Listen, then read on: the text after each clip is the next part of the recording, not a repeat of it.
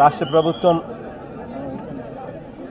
మొట్టమొదటిసారిగా ఏ జవాన్ చనిపోయినా కూడా ఆ జవాన్లకు ఇటువంటి ఘటనలో ఏదైనా కానీ ప్రాణాలు కోల్పోతే, దేశం కోసం పోరాటం చేస్తూ ప్రాణాలు కోల్పోతే 50 లక్షల రూపాయలు ఇచ్చే సాంప్రదాయం మొదలుపెట్టింది వైఎస్ఆర్సీపీ ప్రభుత్వ హయాంలో మొదలుపెట్టినందుకు చాలా సంతోషపడతా ఉన్నాం.